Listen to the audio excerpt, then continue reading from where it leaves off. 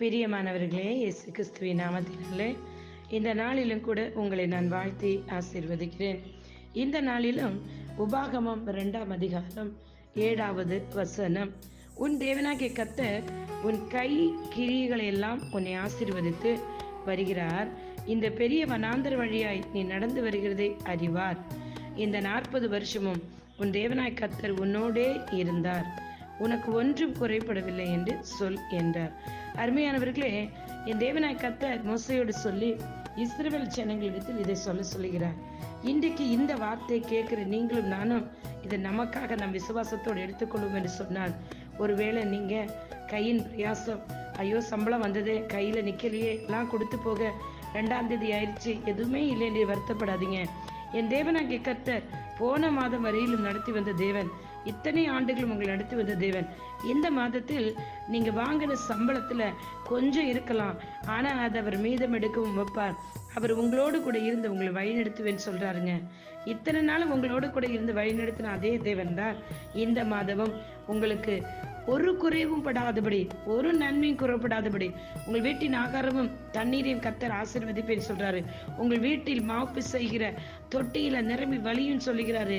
உங்க வீட்டில் ஒலிவ எண்ணெய்கள் நிரம்பி வழியும் என்று சொல்லுகிறாரு. உங்களுக்கு என்ன தேவையோ அது என் தேவனாகிய கர்த்தர் உங்களோடு கொடுந்து உங்களுக்கு கொடுப்பேன்னு சொல்றாரு.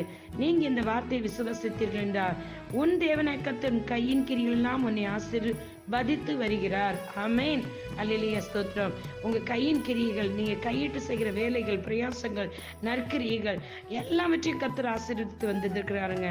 இன்னும் அப்படியே தான் ஆசீர்வதிப்பேன்னு சொல்றாரு. இந்த பெரிய வனாந்தர வழியாய் நீ நடந்து வருகிறது அவர் அறிவாருங்க. ஒருவேளை எல்லா மாசம் போல இந்த மாசமும் இது கொடுமையா இருக்குதே, வனாந்திரமா இருக்குதே, கஷ்டப்படுறேன்னு சொல்லி நில்லி வருத்தப்பட்ட வேதனையோடு இருக்கிறீங்களா? பிள்ளைகளுக்கு ஃபீஸை கட்டணும், லோனை கட்டணும், எல்லா காரியம் இருக்குது, இந்த பணம் எப்படி பத்துன்னு நினைச்சிட்டு இருப்பீங்க. ஆனா என் தேவனாய் கர்த்தர் இன்றைக்கு சொல்லுகிறார், உனக்கு ஒன்று குறைபடவில்லை என்று சொல் என்றார். அது குறையலைங்க, அது அங்கதான் இருக்குது. மீத எடுக்க கர்த்தர் வைக்க போகிறாரு. கர்த்தரோட கரம் உங்களோட கர்த்தரோட இணைந்து இருக்குது. கர்த்தர் உங்க வீட்டுக்கு தலைவராயிருக்கிறாரு.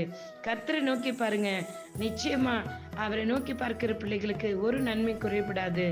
அவர் உங்களுடைய தேவைகள் எல்லாம் சந்தித்து மீதமெடுக்க இந்த மாசம் உங்களை ஆசீர்வதிப்பா. இந்த மாதம் உங்களை அவர் சொல்லியிருக்கிறது, இப்ப இருக்கிறதை பார்க்கிலும் 1000 மடங்கு ஆசீர்வதிப்பேன் என்று சொல்லியிருக்கிறார். இந்த வார்த்தையை விசுவாசித்து என்னோடு கூட சேர்ந்து அறிக்கையிடுங்கள். ஒன்றும் குறைபடவில்லை என்று சொன்னவர் குறைவை காண மாட்டீங்க, நிறைவை காண்பீங்க. கர்த்தர் தாமே உங்களை இந்த வார்த்தையின்படி இன்று ஆசீர்வதிப்பாராக. உங்களுடைய சகோதரி இவாஞ்சலிஸ்ட் ஷீலா ரொசாரியோ.